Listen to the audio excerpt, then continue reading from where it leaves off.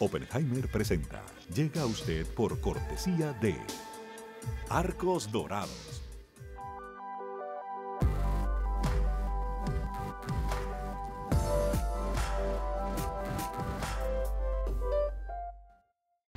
En Buenos Aires, Argentina, hay una universidad que te prepara para trabajar sin fronteras. UADE, una gran universidad. En el Bancoppel de Julia, la tarjeta de crédito se tramita solo con una identificación oficial. Bancoppel, el banco que quiero a mi manera. ¿Sabías que según un estudio de la Universidad de Oxford, casi la mitad de los trabajos actuales podrían dejar de existir en 10 años? La inteligencia artificial llegó para quedarse. ¿Cómo te va a afectar la automatización? ¿Cuáles son los trabajos del futuro? Andrés Oppenheimer te lo cuenta en su nuevo libro, Sálvese quien pueda. Y no te quedes atrás. Encuéntralo en librerías.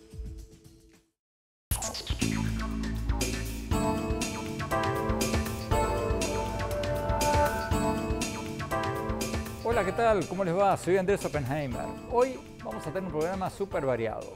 Vamos a tener un invitado fenomenal, el hombre probablemente más conocido de la televisión hispana de Estados Unidos, don Mario Kreutzberger, más conocido como Don Francisco. A los 80 años no para de trabajar y acaba de sacar un libro de memorias titulado Con ganas de vivir. Ahí cuenta, entre otras cosas, entre telones de sus entrevistas con varios presidentes, incluyendo Barack Obama y George W. Bush, anécdotas de sus viajes a países como China, Japón e India, y también habla sobre cómo ve el mundo. Don Francisco es una figura legendaria, no solo porque está en el libro de Records Guinness, porque condujo su programa Sábado Gigante por más de 50 años, sino también por su teletón anual para juntar fondos para los discapacitados. Según cuenta en el libro, en los 40 años que presentó el Teletón desde Chile, recaudó cientos de millones de dólares para los discapacitados. Les vamos a preguntar, entre otras cosas, sobre sus entrevistas más interesantes, sobre por qué confiesa en su libro que a veces se siente desorientado, inútil e inservible, cierro comillas, y por qué ha decidido consultar a un psiquiatra. Y también le vamos a preguntar cómo ve la realidad latinoamericana y mundial. Pero antes, vamos a la noticia del día. El líder opositor venezolano, Juan Guaidó, reconocido por Estados Unidos y las principales democracias europeas como el presidente encargado de Venezuela, acaba de proponer un acuerdo de salvación nacional con el régimen de Nicolás Maduro. Guaidó, que antes exigía que hubiera elecciones bajo un gobierno de transición sin Maduro, ahora está proponiendo una negociación para que se hagan elecciones libres, con garantías internacionales y libertad de prensa, a cambio de un relajamiento progresivo de las sanciones internacionales contra Maduro.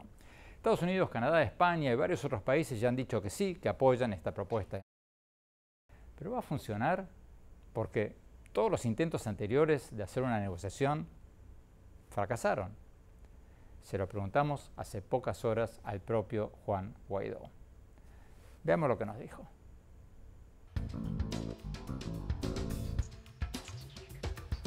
Juan Guaidó, muchas gracias por estar con nosotros. Usted propuso hace pocos días un acuerdo de salvación nacional con Maduro para realizar elecciones libres.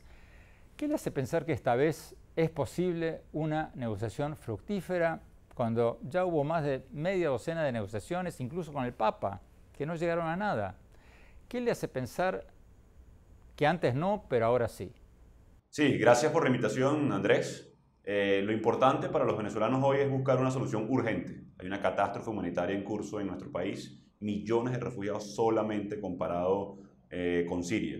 No estamos dependiendo ni esperando la buena fe de una dictadura. Por el contrario, hemos preparado, hemos construido mayoría, reunido el apoyo de la comunidad internacional.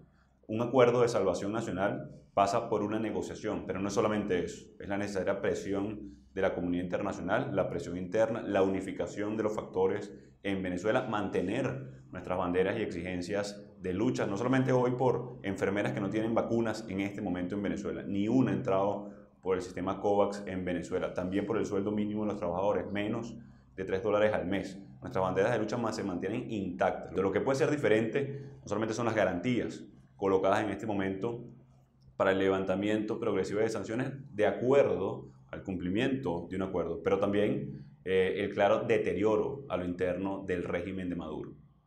¿Qué le responde al ex alcalde opositor de Caracas, Antonio Ledesma, que en un Twitter el 13 de mayo escribió que Maduro va a ver su propuesta no como un acuerdo de salvación, sino como un acuerdo de rendición de la oposición?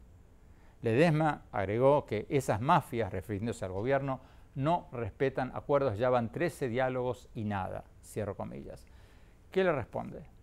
Mira, de nuevo, aquí nadie espera de la buena fe de una dictadura, sino de la mayoría que ejercemos, de la mayoría institucional a la cual representamos desde el Parlamento Nacional y el gobierno encargado, a la presión de la comunidad internacional.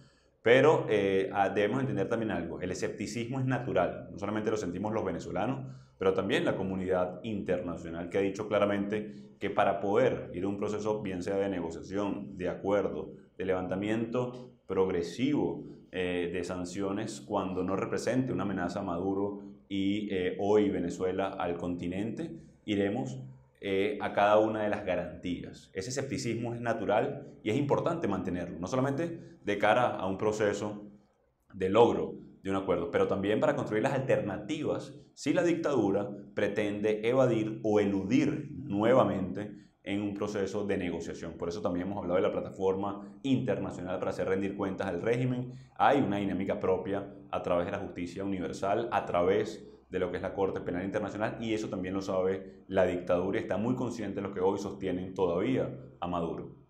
Usted habla de un posible levantamiento progresivo de las sanciones, pero Maduro ha condicionado su participación en esta negociación a que se le devuelva el control de Citgo, la petrolera, y a recuperar fondos bloqueados en el extranjero. Para usted, ¿qué sería lo mínimo que tendría que hacer Maduro para que ustedes den luz verde a un levantamiento progresivo de las sanciones? ¿Qué sería lo mínimo que Maduro tendría que hacer?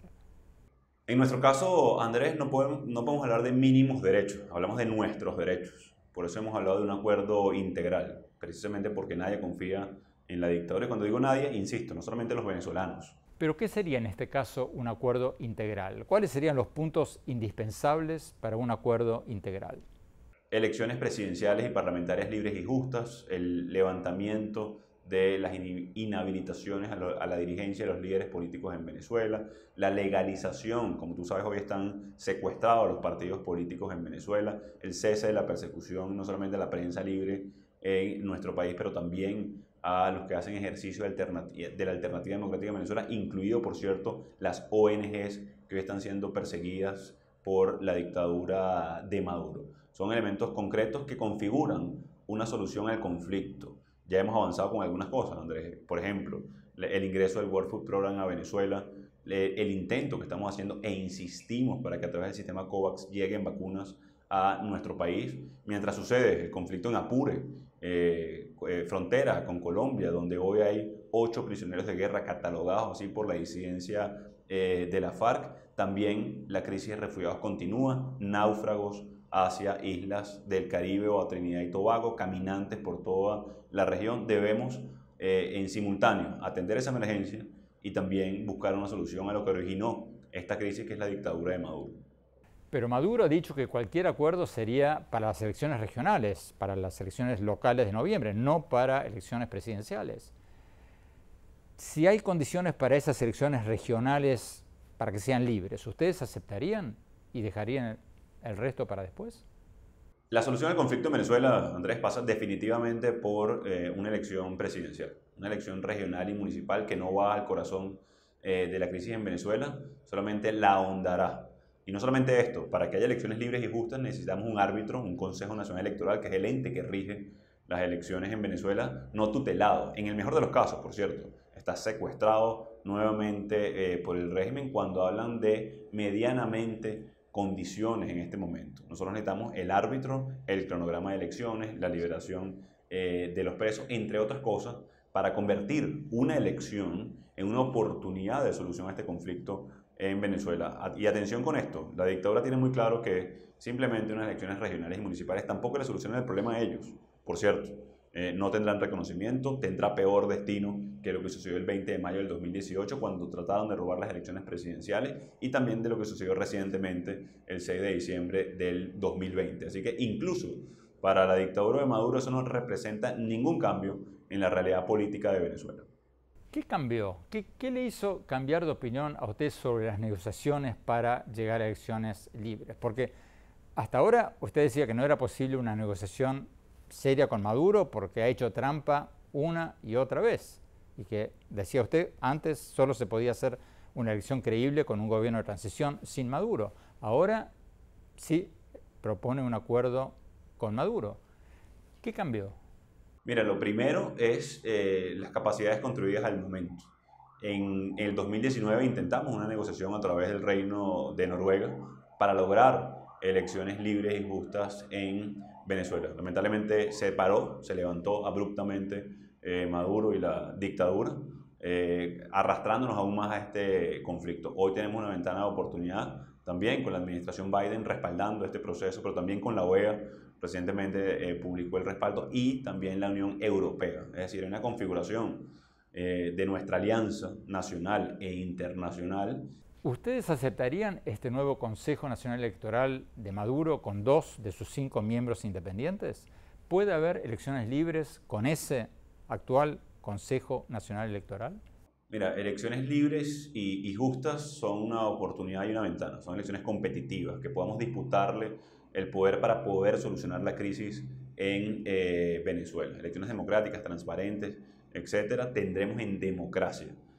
Un CNE tutelado, un Consejo Nacional Electoral secuestrado por el régimen no es garantía. Hoy, y tanto es así, Andrés, que hoy si decidieran convocar la elección presidencial, que es la que le deben, la que nos deben a todos los venezolanos y la cual nos ha arrastrado a esta crisis, no pudiera ese Consejo Nacional Electoral porque está, insisto, secuestrado y tutelado. Dependen de un acuerdo político, dependen de la veeduría internacional, dependen del acompañamiento que hagamos las fuerzas políticas democráticas en Venezuela. Por lo cual, derivado de un acuerdo con todas las garantías y condiciones, debe también revisarse, por supuesto, la composición o la estructura de ese Consejo Nacional Electoral. ¿Qué países o personas van a ser garantes de este proceso de negociación? Estamos conversando con varios países, Andrés, en la Comunidad Europea, por supuesto, los Estados Unidos, Canadá, parte de países de la Unión Europea, incluso países latinoamericanos que puedan tener una aproximación con Maduro. Las definiciones de esto específicas en los próximos días comunicaremos de cara a los avances del proceso de acuerdo. Señalemos que al responder a esta propuesta de Guaidó, Maduro ha dicho que Guaidó es bienvenido a incorporarse a los diálogos que ya existen. Los seguidores de Guaidó dicen que ese diálogo de Maduro sería un diálogo tramposo porque incluye opositores de mentira o funcionarios al régimen. Bueno, tenemos que ir a un corte. Cuando volvamos, don Francisco, no se vayan, ya volvemos.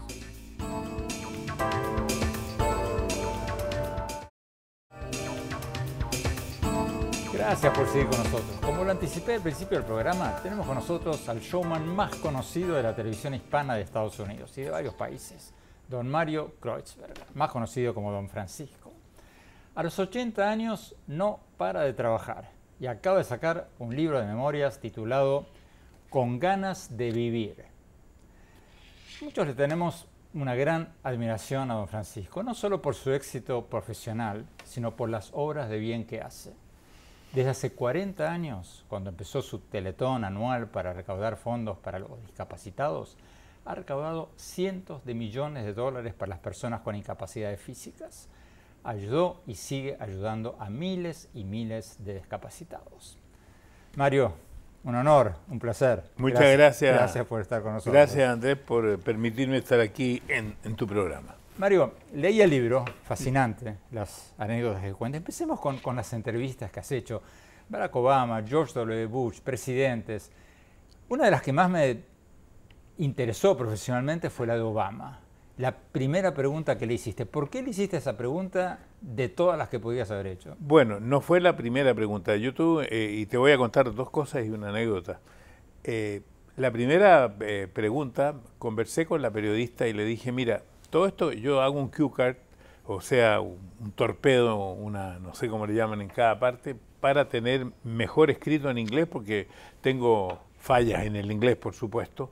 Y entonces quería yo las preguntas hacerlas perfectas, pero le digo, mira, quiero que sepas que en esta primera pregunta el presidente Obama va a contestar todas las 8 preguntas que siguen, porque el presidente estaba en su campaña presidencial, sabía a lo que yo iba y cuáles eran las preguntas que la comunidad hispana hacía. Y entonces, después de la primera pregunta, que fue bastante larga, yo le hice otra, que era distinta, donde le pregunté, presidente, en su primer término, cuando lo vine a entrevistar, usted tenía todo el pelo negro, pero ahora en el segundo término casi no le queda pelo negro. Y yo sentía a él que él se dio vuelta ahí porque esas preguntas no la esperaba. Lo sacó del libreto. Lo sacó del libreto. Y ahí, en esa pregunta, él pudo contestar más humanamente. Habló de sus hijos, habló de su mujer, habló de su infancia. Y ahí yo creía que eso era lo mejor que yo podía hacer. ¿Se te ocurrió así o lo pensaste como diciendo lo voy a sacar del libreto? Se me ocurrió ahí, pero yo estaba buscando algo que pudiera sacarlo del libreto para poder encontrar al presidente Barack Obama ser humano. Uno de los presidentes que no te dio entrevista ni a ti, ni a mí, ni a ningún periodista hispano que yo recuerde, fue Trump. Mira, pero antes de eso te voy a contar algo de Barack Obama que yo creo que después del tiempo lo puedo contar. Resulta que los productores de la Casa Blanca pidieron que al final de la entrevista yo caminara con el presidente Obama por los jardines, frente a la oficina oval. Y lógicamente desconectaron los micrófonos. Yo en ese paseo, faltaban 4 días para la elección, y le pregunto, presidente, ¿sale usted? Me dice, Mario, si... Sale como gana. Gana, claro. Si el euro cae, no gano. Si no cae, gano. Yo pienso que esa era la mejor respuesta de toda la entrevista y no salió en ninguna parte. La cuento hoy día, no sé si la conté en el libro. Y ganó. Uno de los presidentes que no te dio entrevista ni a ti, ni a mí, ni a ningún periodista de habla hispana en Estados Unidos, que yo recuerde, fue Trump. Sí. ¿Tú crees que los latinos, que eso es una señal de que los latinos estamos perdiendo influencia política? Porque hemos hablado décadas de la importancia del voto latino y todo eso, y Trump ganó sin el voto latino. Sí, pero yo no diría, porque muchos latinos votaron por Trump, muchos hispanos. Bueno, un 30 y pico %. Sí, pero votaron. Yo creo que no significa eso, significa que ese presidente tenía una campaña que estaba dedicada en contra de este grupo, por lo tanto no le iba a dar una entrevista, pero no, yo no creo que hayan perdido importancia. Lo que sí creo es que el mundo latino no ha logrado nunca, hasta ahora, son 63 millones en este país, tener la representación que le corresponde en las cámaras, tanto en el Senado como en los representantes. Eso no le ha sido posible al mundo hispano. Antes de ir a un corte, que nos están pidiendo ya, 2 preguntas rápidas. ¿Por qué dices en el libro que la política en el mundo está atrasada? ¿Y qué piensas, hablando de algo muy, pero muy actual, de lo que acaba de tuitear el gobernante de Venezuela, Nicolás Maduro, feliz con el resultado de las elecciones constituyentes en Chile? Dijo que las elecciones chilenas para una nueva Asamblea Constituyente han sido un gran paso histórico y un contundente rechazo al neoliberalismo salvaje. ¿Cómo ves esta celebración de Maduro? ¿Se va a ir hacia el chavismo Chile? Bueno, yo creo que esto es algo nuevo, esto es algo que comienza. Pienso que tengo que contestarte la primera pregunta. La pregunta porque yo creo que esto no está ocurriendo solamente en Chile, está ocurriendo en muchas partes del mundo. A mí me parece que la política se ha quedado atrás en la tecnología. Hace 150 años se votaba por un candidato exactamente igual que hoy día. Se hacía una cruz en un papelito y después se contaban los votos. Pero hoy día existe toda esta tecnología. Entonces los candidatos están alejados de la gente quiere participar. Hoy día un candidato podría tener en su teléfono el database de todos los que votaron por él y los que no votaron por él, porque él fue el ganador. Y finalmente podría tener un intercambio de opiniones con la gente, también contarle su opinión a la gente. Pero yo veo que la mayoría de los movimientos sociales en todo el mundo no nacen de partidos políticos, nacen espontáneamente. Y eso me da a mí a entender de que la política tendría que, de alguna manera, renovarse tecnológicamente para tener los políticos una mayor interacción con sus electores. Eso que tú dices está pasando en todo el mundo. ¿Es lo que pasó en Chile lo de Chile es un giro hacia la sociedad civil, los intereses de los ambientalistas, feministas, etcétera, etcétera, o es un giro al chavismo? No, yo creo que yo no soy un especialista en política, no podría decir hacia dónde es el giro. Lo que sí se sabe es que hay un porcentaje muy grande de independientes que tienen diferentes orientaciones y que además han sido elegidos para escribir una constitución. Porque cuando se trata de elegir a los gobernadores ya la gente fue un poco más partidaria. Entonces creo que hay que estudiarlo. Yo no soy un especialista en ese tema, no me gusta hablar de política contingente, no lo he hecho nunca. Tenemos que ir a un corte. Cuando hablamos quiero preguntarte sobre esta anécdota tan divertida que cuentas en el libro sobre lo que te pasó en Tokio. Ya volvemos, ya te vas a acordar.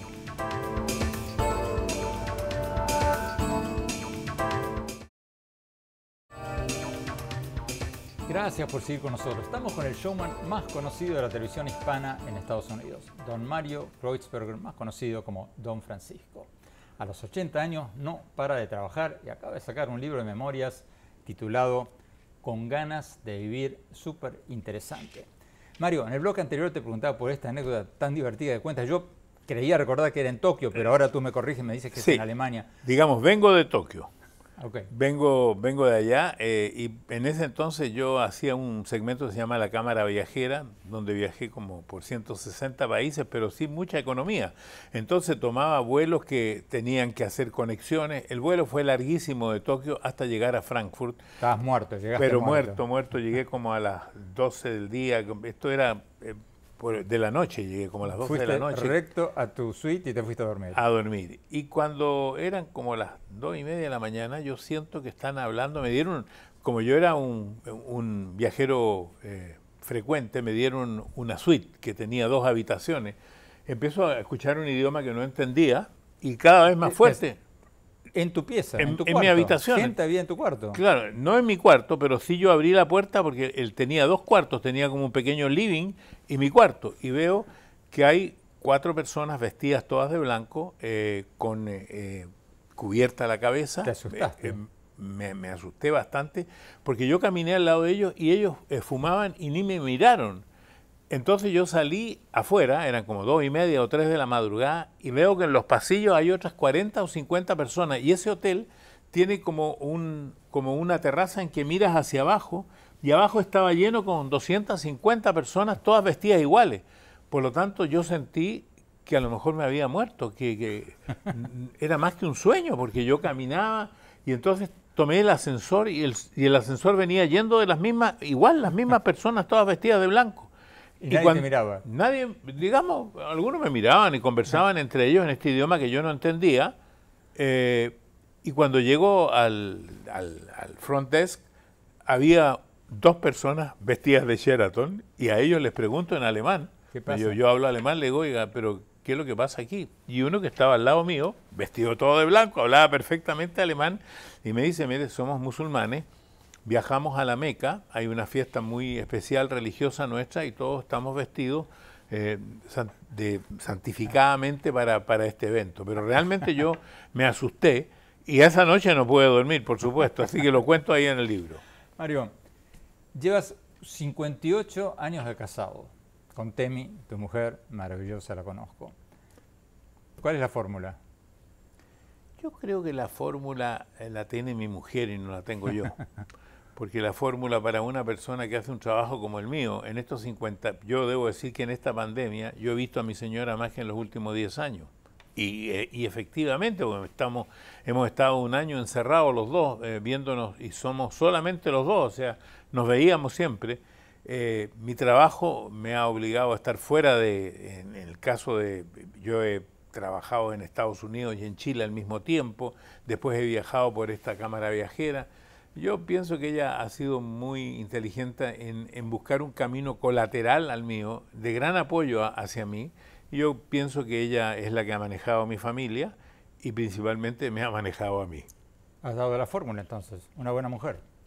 Sí, yo creo que las mujeres tienen esa capacidad. Tenemos que ir a un corte. Cuando volvamos, más adelante le vamos a preguntar a don Francisco qué hubiera hecho diferente en su vida si pudiera empezar de vuelta y qué aprendió en estos 80 años de vida. ¿Nos volvemos más sabios de grandes o esos son cuentos chinos? Ya se lo vamos a preguntar, no se vayan, ya volvemos.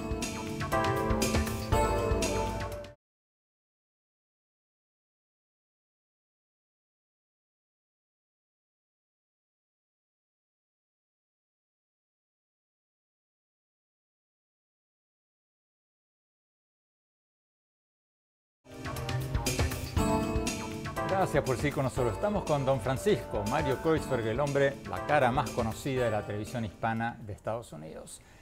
Mario, a ti te han matado varias veces. Recién contabas como creíste, pero no. Pero muchas veces en las redes sociales, cada tanto aparece una noticia, murió don Francisco, exacto, las condolencias. Todo. ¿Te ríes, lloras? ¿Qué? No sé, es que a veces se ha preocupado mi familia, pues entonces mi familia llama inmediatamente, mis hijos, mis nietos que están en otros lugares donde yo vivo, a preguntar si estoy vivo. Por supuesto, ese minuto y ese momento va a llegar, pero efectivamente, como tú dices, lo han hecho muchas veces. ¿Y tienes ideas? ¿Es la misma persona, un bromista, o es alguien que se le ocurre? Bueno, si es un bromista de mal gusto. Yo creo que son personas que de pronto buscan noticias. Mira, esto de las fake news es un grave problema porque en el anonimato de las redes se dice y se hace cualquier cosa. Yo te voy a poner un ejemplo de una vez que yo estaba en un país de Centroamérica y entré a almorzar a un restaurante y se sentó un señor al lado mío, me dijo, ¿me permite una selfie? Nos sacamos una selfie. Y me preguntó, y me dijo, no, le dije, yo vengo aquí como 10 cuadras y tomé un taxi y me costó $10. Al otro día yo veo que de titular en el diario dice, estafaron a don Francisco, le cobraron. Nunca dije que me estafaron, nunca dije nada, pero de esto se hizo una gran noticia a tal punto que este chofer de taxi murió hace unos 6 meses atrás, murió dentro de su automóvil de muerte natural y salió nuevamente un titular que era el chofer que le había cobrado de más a don Francisco. O sea, esa noticia nunca existió. La fake news es algo que de alguna manera se tendrá que corregir en algún momento. Ya lo creo, ya lo creo. Mario, me impresionó mucho en el libro el capítulo que le dedicas a tu padre, que estuvo en el campo de concentración de Buchenwald, en Alemania, y cuentas que tu padre nunca te quiso hablar del campo de concentración. ¿Por qué? No, nunca me quiso hablar y esa fue la razón. Yo en algún momento quise hacerle un homenaje y escribí, hice un documental que se llamó Testigos del Silencio. Y justamente le puse Testigos del Silencio porque él y muchos otros nunca quisieron hablar de esto. Yo cada vez cuando escribí mi primer libro hace como 50 años, este es mi 4º libro, no es como tú que habrás escrito 50, 60 libros, me cuesta mucho escribir. Y bueno, en ese primer libro yo quería poner algo de la historia y fui a hablar con mi padre. Y mi padre me contó muy poco, prácticamente nada, no quería hablar. Pero no quería revolver cicatrices viejas Él me dijo lo siguiente, me dijo que uno tenía que perdonar, pero no olvidar, que era muy importante que ese capítulo de la vida no se olvidara en la historia de la humanidad, pero que había que perdonar y había que seguir con la vida adelante. Y yo siempre estuve equivocado por eso, porque la información la tenía de pariente. Alguien me había dicho que mi padre había estado en Bergen-Belsen, que es otro campo de concentración, pero mi compañero Marcelo Amunati me discutía que era imposible, las fechas no cuadraban, hasta que él mismo buscando encontró el día que entró y el día que salió del campo de concentración como prisionero 27170 en Buchenwald.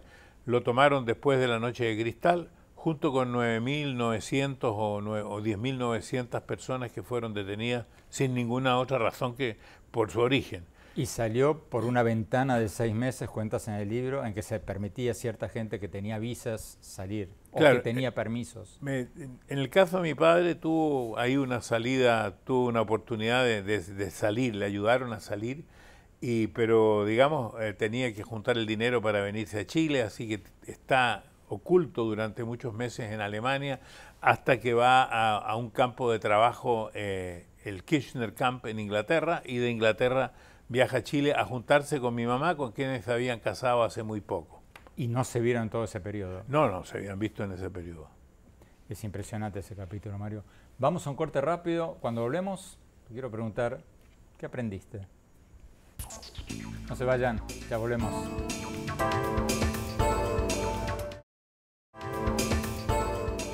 Gracias por seguir con nosotros. Estamos con Mario Kreuzberger, más conocido como Don Francisco, el hombre más conocido de la televisión hispana de Estados Unidos. Acaba de publicar un libro súper interesante, Con ganas de vivir.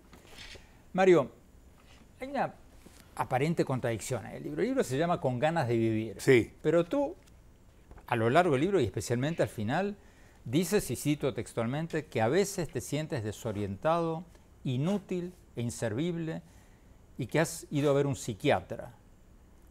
Bueno, toda esta respuesta necesita muchas explicaciones porque justamente voy a ver a un terapista, virtualmente lo veo, porque necesito darme explicaciones porque estoy viviendo una vida distinta, estoy iniciando una nueva vida. Tú me preguntaste al mismo tiempo que aprendí. Aprendí el valor de la familia, aprendí el valor de la compañera que uno tiene, aprendí, cuando digo el valor de la familia, porque para hacer una familia solamente se necesitan dos, nada más. Y eso le ayuda a uno, especialmente en las etapas más avanzadas, como la etapa que estoy yo.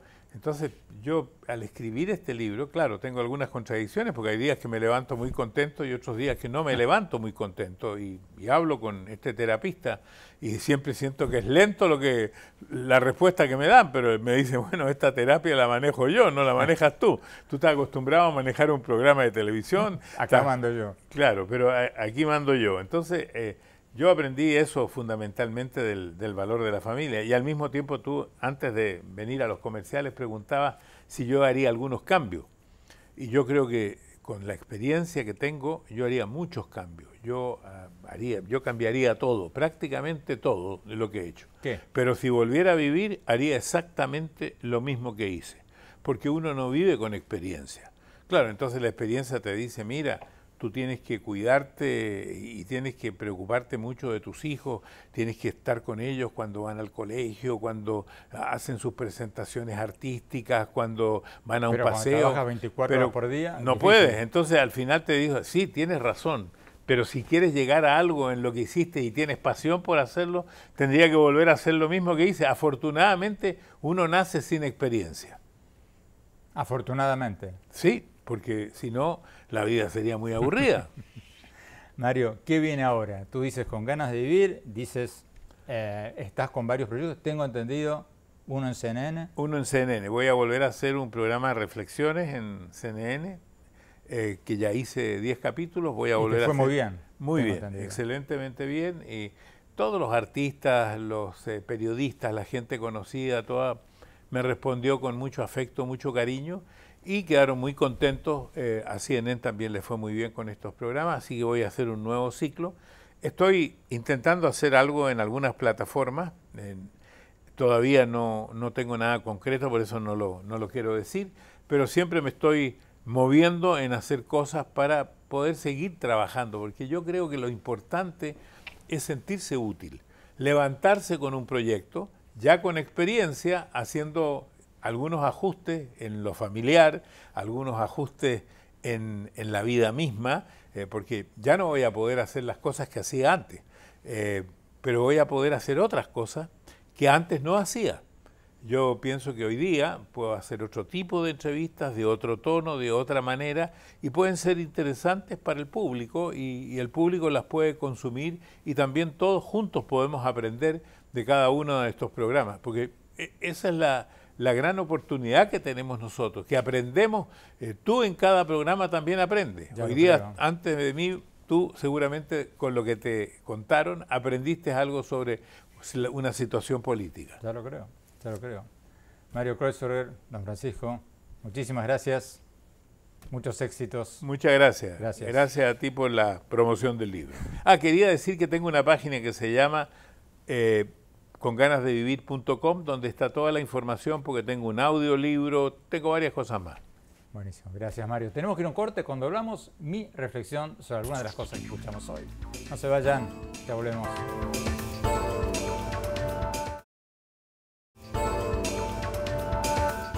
Muchas gracias por seguir con nosotros. Mi opinión sobre lo que hablamos hoy con nuestros invitados. Sobre lo que nos dijo el líder opositor de Venezuela, Juan Guaidó, del acuerdo de salvación nacional que él está proponiendo, creo que es una forma de la oposición de recuperar la iniciativa, la ofensiva política y de poner al régimen de Maduro a la defensiva. No sé si va a funcionar, porque han habido más de media docena de negociaciones con Maduro, incluso con la mediación del Papa. Y bueno, pasan los años y el régimen de Maduro no ha permitido elecciones libres, con un tribunal electoral imparcial, ni libertad de prensa, ni la participación de algunos de los principales líderes políticos opositores, ni observadores internacionales creíbles. Pero con esta movida, Guaidó ha evitado quedar marginado y puso la pelota en la cancha de Maduro. Está ofreciendo un levantamiento progresivo de las sanciones internacionales al régimen de Maduro a cambio de elecciones libres. Entonces, está haciendo que el mundo vuelva a preguntarse, bueno, si Maduro es tan popular como dice, ¿por qué no permite elecciones libres? ¿A qué le tiene miedo? Entonces, Guaidó sí cedió de su posición anterior de no negociar con Maduro, pero al mismo tiempo recuperó la iniciativa política y ahora la pelota está en la cancha de Maduro. Sobre nuestro otro invitado especial de hoy, Mario Kreutzberger, don Francisco, fue un verdadero placer tenerlo con nosotros. Es probablemente, como decíamos en el programa, el hombre más conocido de la televisión hispana de Estados Unidos. Está en el libro de Record Guinness por haber conducido su programa de televisión durante más de 50 años sin parar. Acaba de publicar un libro llamado Con ganas de vivir y a los 80 años no para de trabajar. ¿Cómo hace? ¿Cómo hace para mantenerse tan bien y tan activo a su edad? Yo se lo pregunté, no solo hoy, sino que muchas veces. Y a menos que me lo haya ocultado, no hay una dieta milagrosa, ni una vitamina mágica, ni nada de eso. Bueno, Mario camina 1 hora y media o 2 horas por día, pero más que eso, no hay grandes recetas milagrosas. Y aunque él es demasiado humilde para decirlo, yo creo que sé el motivo de que siga tan bien, tan activo. Tiene un propósito en la vida. La Teletón anual que organiza desde hace 40 años para recaudar fondos para los discapacitados y también poder llevarle a la gente un poco de alegría con sus programas de televisión, son una fuente de energía que lo empujan para adelante. Yo creo que la gente que llega a la edad de don Mario con más energía, con más salud, son las que tienen 3 características importantísimas que empiezan con la letra P: propósito, pasión y paz. Ojalá que todos podamos aprender del ejemplo de don Francisco y que todos, cada uno en su medida, ya sean grandes cosas o en pequeñas cosas, pero que todos podamos tener vidas llenas de propósito, pasión y paz. Bueno, se nos acabó el tiempo. Gracias por habernos acompañado. Como siempre, los invito a mi blog en la página de internet andresopenheimer.com. Ahí van a poder ver mi reciente entrevista con Bill Gates y mis más recientes artículos del Miami Herald. La dirección, les recuerdo una vez más, es andresopenheimer.com. Y síganme en mi Twitter, @OppenheimerA, en mi página de Facebook, Andrés Oppenheimer, y en mi Instagram, Andrés Oppenheimer Oficial. Gracias, cuídense, hasta la semana próxima. Oppenheimer presenta. Llega a usted por cortesía de Arcos Dorados.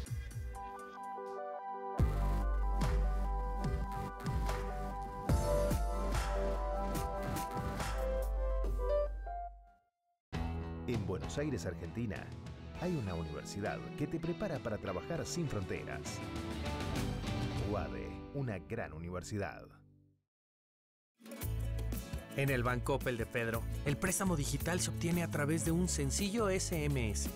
Bancoppel, el banco que quiero a mi manera.